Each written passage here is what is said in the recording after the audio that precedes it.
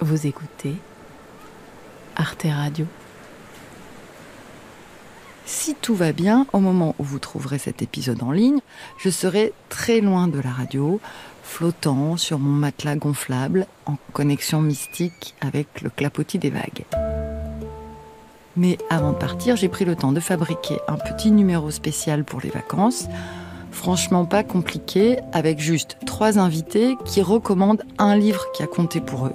Une lecture qui les a bouleversés, retournés, démystifiés et qui pourrait à nous aussi nous faire du bien avant de redémarrer une vie normale à la rentrée.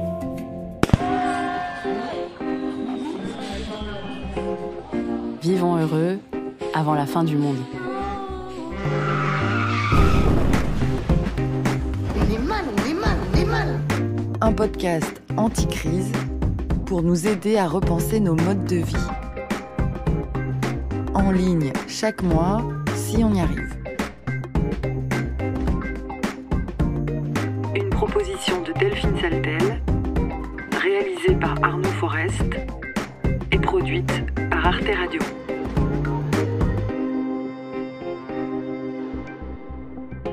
Épisode 37, lisons heureux avant la fin de l'été. Celui que j'ai contacté en premier, je l'écoute très souvent quand je prépare mes épisodes parce que lui aussi, il fabrique des podcasts et j'adore sa manière de procéder. Il s'appelle Nabil Wakim, il est journaliste au Monde et son sujet, c'est le réchauffement climatique. Son podcast s'appelle Chaleur humaine, ça parle d'incendies géants, de pollution atmosphérique, de la mort des abeilles, mais bizarrement, on en redemande, c'est là qu'il est fort, Nabil Wakim. En débroussaillant tous ces sujets, il arrive à les rendre moins anxiogènes. Et lui, il y a un roman qui l'a beaucoup influencé dans son travail, qui s'appelle Dans la lumière, qui a été écrit par la grande romancière américaine Barbara Kingsolver. Dans la lumière, ça raconte l'histoire d'une femme qui n'a pas beaucoup d'argent, elle n'est pas très contente dans sa vie, avec ses 2 mômes, qui vit au fin fond d'une zone assez reculée des États-Unis. Aujourd'hui, on dirait que c'est une zone un peu trumpiste, quoi, voilà, un peu redneck. Et la première scène du livre, elle marche pour aller rejoindre son amant. Pas tant qu'elle adore cet amant-là, mais en fait, elle a vraiment envie de liberté. Elle marche. Et puis là, elle tombe sur un truc qu'elle a jamais vu, une forêt dont elle pense qu'elle est en feu. Et en fait, elle n'est pas du tout en feu. Elle est remplie de millions de papillons, des papillons qui s'appellent des monarques. C'est des très beaux papillons orange et noirs. L'histoire part de là, en imaginant quelque chose qui n'est jamais arrivé, mais l'idée que ces papillons monarques, normalement, ce qu'ils font dans la vie, c'est qu'ils font une migration qui est toujours la même chaque année. Ils partent du Canada et ils vont au Mexique, toujours dans la même zone. Une sorte de migration climatique. Et le livre imagine qu'à cause du changement de température, à cause du réchauffement climatique, et ben, au lieu d'aller au Mexique, ils s'arrêtent plus tôt, ils s'arrêtent en cours de route dans cette région des Appalaches et ils se mettent tous sur ces arbres-là. Et donc tout le monde se demande ce qui va arriver. Assez vite, évidemment, tout le monde s'en mêle. Dans ce comté assez religieux dans lequel elle habite, l'Église s'en mêle. Il y a des scientifiques qui commencent à arriver, les médias commencent à s'en mêler. Ça devient une affaire un peu nationale et ça fait rentrer un peu une sorte d'effet paradoxal du changement climatique dans la vie de gens qui s'en sentaient super éloignés.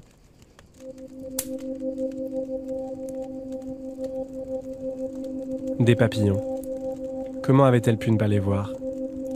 Elle se sentait stupide ou aveugle, d'une manière qui dépassait le besoin de lunettes.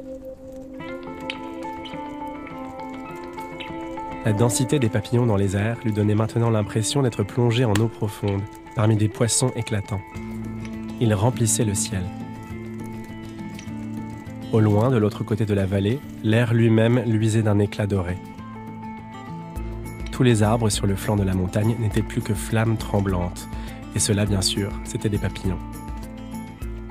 Le feu était vivant, d'une ampleur incompréhensible, un rassemblement incommensurable, innombrable, d'insectes couleur de feu.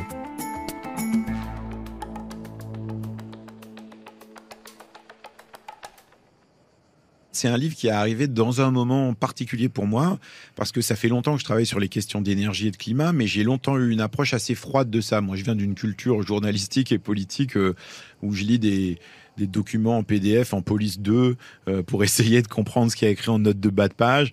Je caricature un peu, mais ouais, c'est une approche qui est un peu froide, un peu technique de comment on essaye de résoudre les problèmes. Et puis progressivement, en comprenant tout ça, je me suis dit, ouais, mais en fait, ça suffit pas, parce que les transformations qu'on doit faire dans nos vies, c'est pas juste des transformations de prendre des énergies fossiles et les remplacer par les énergies renouvelables, c'est plein de choses qui doivent changer dans notre manière de manger, de nous déplacer, de nous habiller, tout ça. Et ça peut pas se faire juste avec un fichier Excel et les bons chiffres au bon endroit. Et donc, ce livre, il est arrivé au moment où je me disais, en fait, pourquoi on n'arrive pas à parler aussi de ces questions climatiques d'une manière qui soit plus sensible, plus humaine, qui nous touche. Et en fait, ce qu'elle arrive à faire, je trouve, Barbara Kingsolver, dans ce bouquin, c'est qu'elle le fait sans donner de leçons. Elle donne pas une vision de ce qu'il faudrait faire. Elle essaye de raconter ce que ça veut dire pour des humains.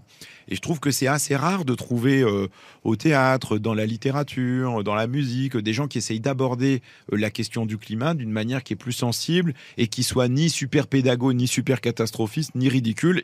Mais du coup, quand j'ai lu ce bouquin de Barbara Kingsolver, je me suis dit, waouh, dis donc, c'est une vraie histoire. Et en même temps, dedans, elle arrive à nous faire comprendre quels sont les impacts du climat d'une manière qui n'est pas une science-fiction hyper lointaine. On ne parle pas de 2150, on parle d'un truc qui n'est pas arrivé. Cette histoire de papillon n'a pas eu lieu, mais c'est tellement proche de nous qu'en fait, on finit par penser que c'est en train d'arriver.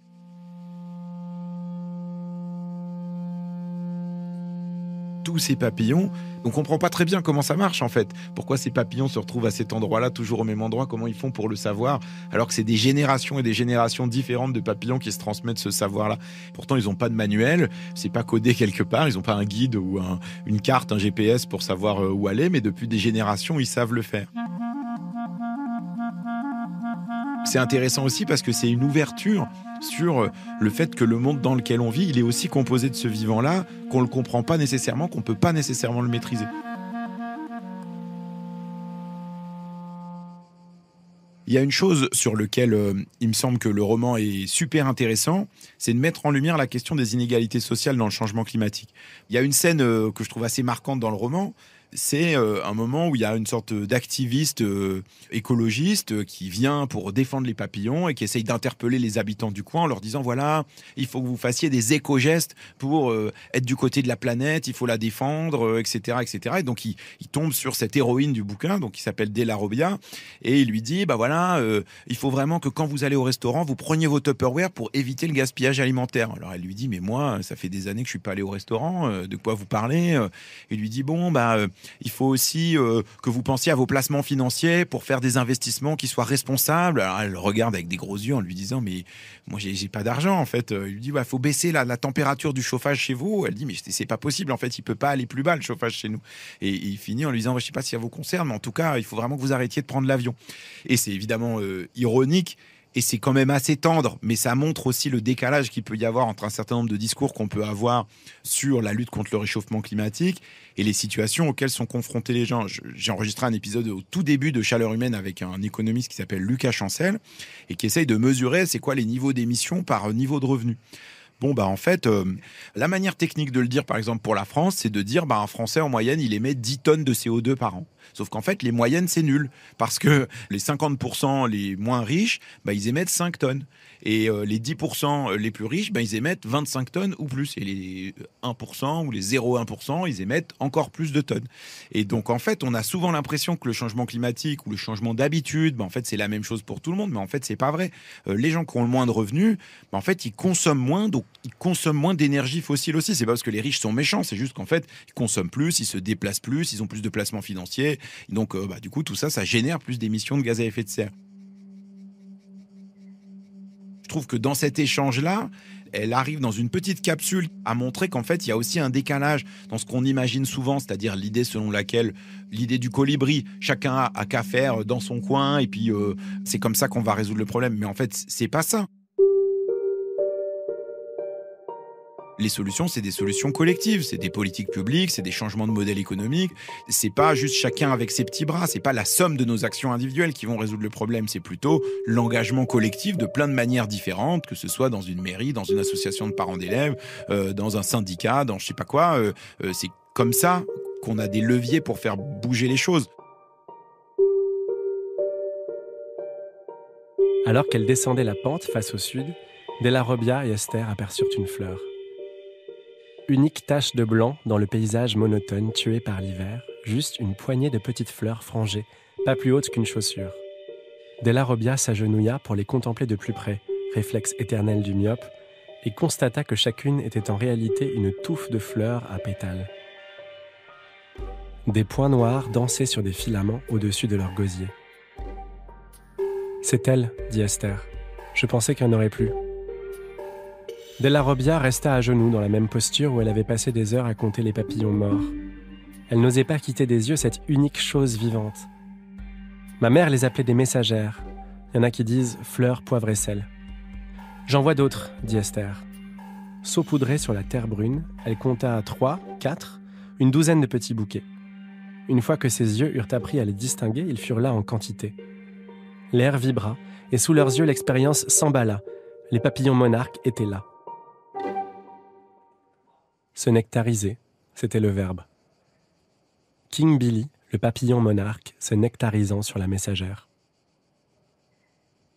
C'est ça que j'aime bien dans ce bouquin, c'est qu'en fait, les personnages, ils sont pas parfaits. Ils ont plein de défauts. Personne n'est un héros du climat. Et ça marche pour nous aussi. C'est-à-dire, celui ou celle qui prétend faire tout bien et résoudre tous les problèmes, machin, en fait, ça n'existe pas parce qu'on vit dans un système économique. On est interdépendant là-dedans. Et donc, en fait, cette interdépendance, c'est aussi comme ça qu'on raconte la biodiversité. Et ces papillons, en fait, ils sont aussi interdépendants avec l'environnement dans lequel ils sont, le climat, le type d'arbre sur lequel ils se posent. Et donc, c'est une assez bonne métaphore aussi de la manière dont tout ça est entremêlé dans ces sujets environnementaux. En fait, l'autre truc auquel ça fait écho pour moi, c'est que je pense que des récits comme ça, on en a besoin. Parce que c'est vrai que une des difficultés de toute cette histoire de transition climatique, c'est que si on la présente uniquement comme du sang, de la sueur et des larmes, moi, tout le monde dit, c'est sans moi, en fait. Si c'est juste des efforts, aujourd'hui, très importants, pour que dans 150 ans, ce soit à peu près vivable pour nos arrière-petits-enfants, en fait, ça, c'est pas une perspective qui est super réjouissante. Et donc, pour moi, ce livre aussi, il pose aussi cette question-là, c'est-à-dire comment on arrive à raconter les choses sans naïveté, mais aussi, dedans, on peut inventer des choses belles, des choses qui nous font envie, et pas simplement juste se dire, oh là là, c'est la catastrophe, on va vers un univers de dystopie complète où on va tous être les uns contre les autres. Cette transition, en fait, on peut gagner à moyen terme d'abord une alimentation de meilleure qualité, mais aussi une meilleure santé, moins d'obésité, moins de maladies cardiovasculaires. Ça, c'est quand même quelque chose d'assez souhaitable. Mais on pourrait faire la liste, moins de voitures en ville, c'est moins de pollution de l'air, importer moins de pétrole de Donald Trump et d'Arabie Saoudite, en fait, c'est moins de millions de dollars qu'on va distribuer à des régimes autoritaires ou fascistes pour produire de l'énergie ici avec des énergies renouvelables. Faire du vélo et développer les transports publics, en fait, c'est aussi moins d'obésité, moins de maladies cardiovasculaires. Il y a plein de bénéfices à ces politiques de transition qui sont des bénéfices immédiats. Et c'est vrai qu'on n'y pense pas souvent. Donc en fait, c'est aussi la question de comment on le raconte.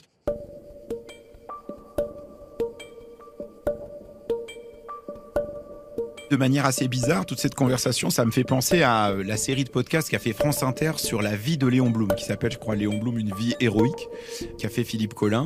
J'ai été très marqué par l'épisode qui raconte le moment où le Front populaire arrive au pouvoir en 1936.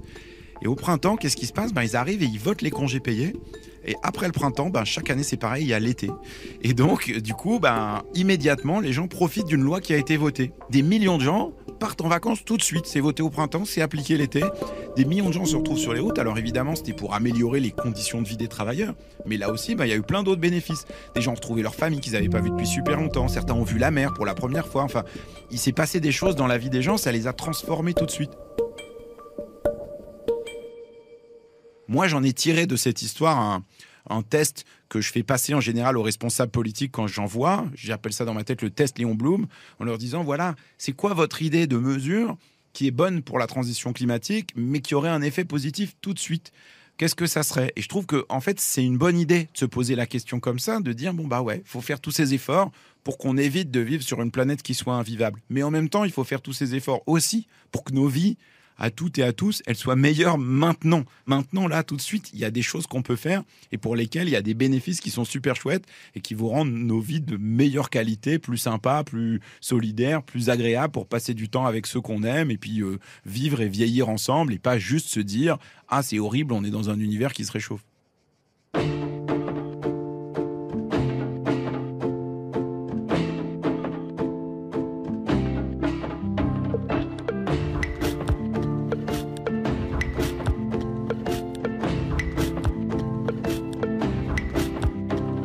La deuxième personne que j'ai contactée pour cet épisode, c'est Christine Van Gien. Elle est agrégée de philosophie et elle a écrit un essai génial sur le mythe de l'allumeuse. Comment il s'est fabriqué au fil des grands récits fondateurs, de Adam et Ève à Pygmalion, en passant par Lolita de Nabokov, et comment aujourd'hui essayer de s'en émanciper. On y avait consacré tout un épisode l'été dernier, et quand j'ai demandé à Christine Van Gien de quel livre elle avait envie de parler, elle n'a pas hésité une seconde. Alors, j'ai envie de vous parler d'un livre qui s'appelle Orgueil et préjugés de Jane Austen. Donc vous allez me dire, mais Christine, c'est bien gentil de venir nous parler de ce classique, c'est pas vraiment une révélation. Mais je crois qu'il n'y a jamais trop de lecture et de relecture de Jane Austen, parce que personnellement, pour moi, elle m'a fait un bien fou. Je suis tombée dans Jane Austen, dans Orgueil et préjugés. J'avais à l'époque 20 ans. J'étais en train de faire mes études. Et donc, j'étais dans ce moment de la vie où je me déprenais de mon milieu familial qui était un peu lourd, par rapport auquel j'avais besoin de prendre du recul et de me construire. Et ce livre est devenu une sorte de doudou. Je l'avais dans mon sac, je le promenais partout avec moi. C'est un peu ridicule, hein, mais je me souviens d'un soir où je l'avais oublié dans un bar et je l'avais plus donc pour m'endormir et j'ai repris le dernier moyen de transport, etc. pour aller le rechercher à la fermeture du bar. Alors vous allez me dire, mais pourquoi ça, je le vivais comme ça et pourquoi j'avais besoin de ce livre ? Eh ben, il se trouve que moi, j'ai grandi dans une famille où, comme beaucoup de familles, on avait une figure paternelle. Le bon père de famille, il se trouve que c'était pas mon père, hein, c'était mon beau-père, mais peu importe, c'était celui qui était le chef de famille, comme on dit. Et c'était un petit peu un tyran. Il y avait l'apparence, donc il fallait qu'on le rassure beaucoup sur la bonne image qu'il renvoyait aux autres gens autour. Il y avait aussi le succès professionnel. Il avait une volonté d'ascension sociale et une volonté de masquer ses origines qu'il jugeait contraires à ses aspirations. D'être invité au Rotary ou au Lions Club, c'est des trucs que moi je trouvais ridicules, quoi. Et on devait quand même aussi se comporter comme dans une sorte de roman familial parfait. Il y a quand même un récit, quoi, que les tyrans construisent, où tout le monde autour d'eux, on est comme des personnages secondaires de leur récit, et on sert tous à narcissiser le tyran. J'avais peur, comme tout son entourage, de ses colères, quoi. Et moi, à 20 ans, j'avais pas déconstruit ce récit et je savais pas qui j'étais, je savais pas où j'étais. Et finalement, je n'étais que ce personnage secondaire dans ce récit. Et les études même que j'avais faites, c'était des études assez prestigieuses, c'était celles que mon beau-père voulait que je fasse. Donc franchement, je crois que j'étais un peu... mon âme était un peu étouffée.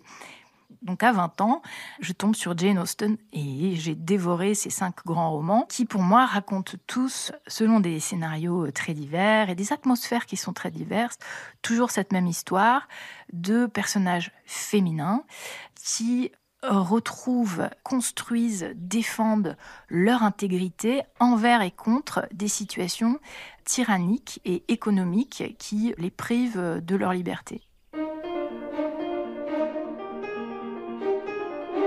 I have come to feel for you, most fervently to relieve my suffering and consent to be my wife. In such cases as these, I believe the established mode is to express a sense of obligation. But I cannot. Il y a ces personnages de pater familias qui ont tous les droits parce qu'ils ont tous les biens. Et donc, quand il y a une conjonction entre ces deux facteurs, c'est un ravage. Et il faut résister à ce ravage. Et comment on peut résister à ce ravage ? Eh bien, en construisant un autre récit. Parce que cette tyrannie, elle existe sur un certain récit. Et Jane Austen, ce qu'elle fait, c'est raconter une autre histoire. Et elle change de point de vue. C'est une femme qui raconte l'histoire depuis le point de vue des femmes. Franchement, Monsieur Collins, s'écria Elisabeth, non sans exaspération, vous m'embarrassez au plus haut point et vous allez trop vite en besogne. Je vous remercie de m'avoir fait l'honneur de me demander en mariage, mais accepter votre offre m'est absolument impossible. Mes sentiments en tout point me l'interdisent. Si ce que je vous ai dit jusque-là peut vous apparaître comme une forme d'encouragement, je ne sais plus comment exprimer mon refus. Vous ne pourriez pas me rendre heureuse, et je suis convaincue d'être la femme au monde la moins apte à contribuer à votre félicité. Puis-je être plus claire ? Je vous certifie que je suis parfaitement sérieuse dans mon refus. Vous devez me permettre de juger pour mon propre compte. Faites-moi le compliment de me considérer non pas comme une femme de grand ton, qui a le dessein de vous martyriser, mais comme un être doué de raison qui parle sincèrement et du fond du cœur.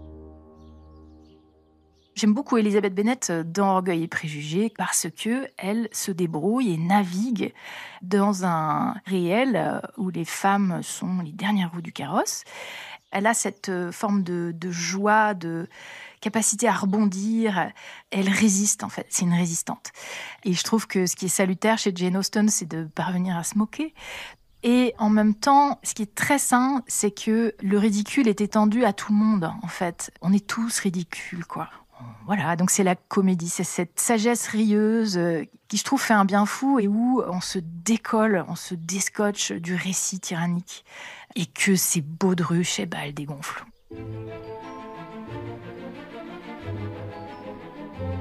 Et les personnages de Jane Austen, ceux qu'elle valorise dans son récit, vivent pour autre chose que la domination sociale. Et au fond, Jane Austen, si vous voulez, c'est Bourdieu mais avec de l'espoir. Si on s'en tient simplement au constat dans la société, mais c'est ce que fait la sociologie, elle n'a pas à faire autre chose, au constat donc de l'existence de ces mécanismes perpétuels de domination sociale, pourquoi on vit ? Donc Jane Austen, elle nous offre dans son récit un souffle qui est celui du désir en fait. Ça vient du corps, ça vient de l'âme, je ne sais pas d'où ça vient. Ça rouvre ça rouvre un espace où on peut vivre. Non pas complaire, faire plaisir au dominant local, au petit maître, au plus riche du coin ou au pater familias ou j'en sais rien. Soyez franc, Monsieur Darcy. M'aimez-vous pour mon impertinence ? Ma conduite envers vous a longtemps avoisiné l'impolitesse. Je vous adressais davantage la parole pour vous tourmenter que pour vous plaire. Vous étiez dégoûté des femmes qui, par leurs paroles, leurs airs, leurs réflexions quêtaient uniquement votre approbation. J'ai piqué votre curiosité. Je vous ai intéressé parce que j'étais très différente d'elle. Si vous n'aviez pas été quelqu'un de foncièrement aimable, vous m'auriez détesté d'être ainsi. Au fond du cœur, vous méprisez absolument les personnes qui vous faisaient une cour assidue. Assurément, vous ne saviez rien de moi qui fût réellement à mon avantage. Mais qui se soucie de cela quand il tombe amoureux ? C'était pas un livre de, comme on dit, de self-help, de développement personnel. Il n'y avait pas de recette. Je me disais pas, je vais faire comme c'est dit, page 52. Pas du tout. Il y avait suffisamment de distance pour que je sois, moi, placée au centre de ma vie, sans qu'il y ait le moindre gourou. Mais je me souviens de m'être dit, il y a une morale là-dedans, il y a une éthique. Mais il faut bien voir qu'on était à la fin des années 90 et que c'était bien avant MeToo.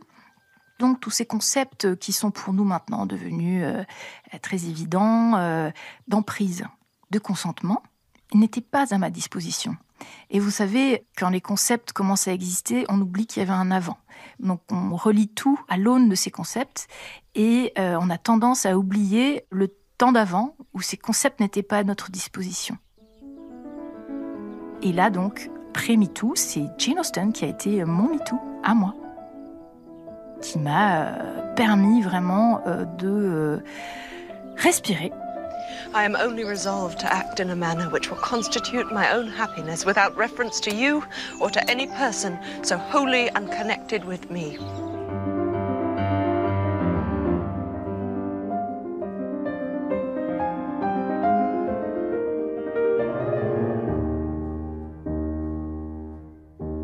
pour conclure en douceur, je suis allée voir l'autrice de fiction Marie Pavlenko parce que j'aime beaucoup ses livres, notamment un roman qui s'appelle « Quand le désert disparaîtra », qui est une espèce de dystopie où les arbres ont disparu de la planète et auquel on avait consacré, je ne sais pas si vous vous souvenez, l'épisode « Comment parler de l'effondrement à ses enfants ». Et quand j'ai recontacté Marie Pavlenko, elle m'a demandé si elle avait le droit de recommander autre chose qu'une lecture de plage, style polar ou saga page-turner. Parce que elle, le livre qui lui a vraiment changé la vie ces derniers temps, c'est pas du tout ce genre-là, c'est un recueil de poésie. Et ben j'ai dit oui, tout est permis, vive la poésie. J'ai découvert Louise Dupré, je pense en 2022. J'approchais de la cinquantaine en fait, et j'étais dans un rapport à la vie en général et à mon corps en particulier, un petit peu fragile, on va dire, parce que c'est le moment où quand même les enfants commencent à partir quand on est une mère, et c'est le moment où le corps qui très lentement bien sûr, mais nous échappe, moins d'énergie, moins de muscles, plus de gras, enfin tout ce que les hormones peuvent apporter et Exercice de joie m'est arrivé dans les mains à ce moment-là. Dans ce recueil, Louise Dupré fait une sorte de bilan de sa vie et elle fait le point sur la vie qui passe, la mort qui arrive, le délitement et la déliquescence, mais en ayant une impulsion toujours de voir la lumière, même au milieu de l'horreur totale, et de cultiver la joie. Je me suis mise à lire ce recueil, j'étais dans le métro, et c'est tellement simple, c'est tellement limpide, et ça résonne tellement avec la multiplicité d'interrogations et de doutes que j'ai, que je me mets à pleurer dans le métro, à chaudes larmes, évidemment tout le monde me regarde. Mais c'est pas du tout de la tristesse, c'est, je trouve, un écho. C'est la résonance, en fait. Je ne suis pas seule. Alors, moi, il y en a deux vraiment qui me parlent. Alors... Tu as oublié l'odeur du sang sur les cuisses, mais tu n'oublies pas que tu as porté un enfant. On n'oublie pas les frôlements sous la peau, le ventre qui soudain s'étire comme un chat, soudain l'extase, l'émerveillement. Tu parlerais d'un miracle. À 20 ans, tu as accompli un miracle que tu ne pourrais plus répéter. Ton ventre a gonflé jusqu'à devenir une crique, une grotte, une chapelle où l'on voit même dans le noir. Tu croyais sans croire, tu priais sans prier, tu chantais la folie de vivre, tu étais entrée dans la communauté des femmes qui, depuis le premier verger, avaient croqué dans la pomme afin de résister à la disparition.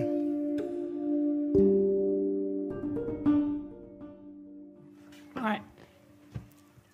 Effectivement, moi j'ai 50 ans, je n'aurai plus d'enfants. Mais quand elle met en mots le ventre qui soudain s'étire comme un chat, d'abord c'est hyper beau. Typiquement, moi, cette image-là, elle me bouleverse. C'est vraiment comme si, en fait, son regard et ses mots venaient graver encore plus une expérience. Ces deux vers, par exemple. Tu te contentes de penser joie en souriant, tu vois encore petit, tu as si peu changé depuis l'enfance. Ça aussi, c'est vrai. On change, on se métamorphose, on se modifie, on se sculpte, on se cisèle, on passe notre vie à ça. À vivre, c'est grandir, ou alors c'est la mort, quoi. Mais le noyau, il est toujours là. Et c'est dit, je trouve, d'une manière hyper simple, hyper belle.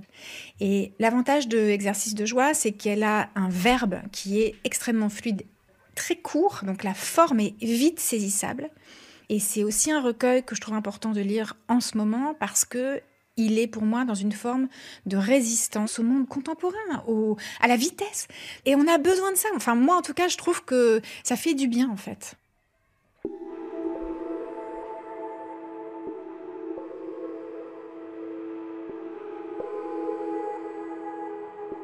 Alors moi, je suis ornithologue amatrice. Bon, quand je lis « Tu respectes le silence des oiseaux, il ne t'appartiendra jamais », c'est une multiplicité enfin, je veux dire, oui, c'est nous, on est comme ça, en fait. On fait partie de ce monde et en même temps, il nous échappe totalement. Et c'est ça, sa beauté. La beauté, c'est ce qui nous échappe. Ces vers, c'est le galet dans l'eau. Et moi, je perçois les ondes qui s'élargissent et qui s'ouvrent comme ça.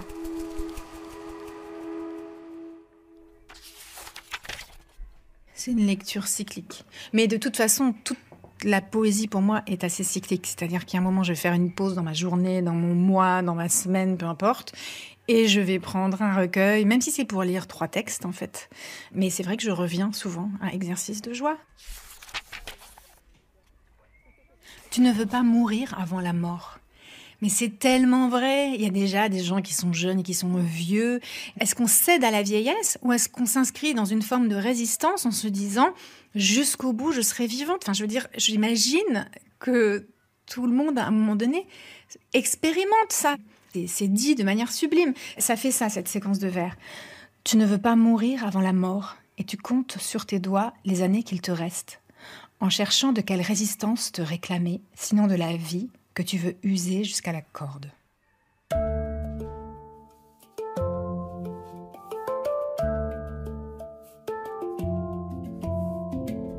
Je suis pas sûre que ce soit une lecture de plage, par exemple. Voilà, je pense que c'est une lecture qui a besoin de vent, de solitude. Pour pouvoir prendre vraiment toute la dimension qu'elle peut prendre, elle a besoin d'une forme de solitude quand même.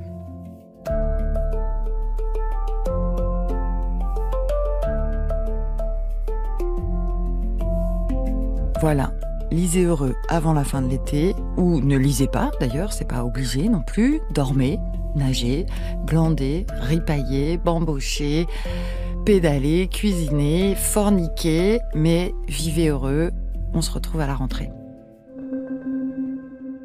Vivons heureux avant la fin du monde est un podcast produit chaque mois par Arte Radio.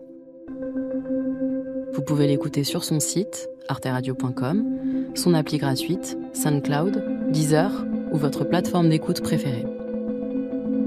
Commentez, partagez, abonnez-vous au podcast et mettez-lui des étoiles pour soutenir l'émission et la planète.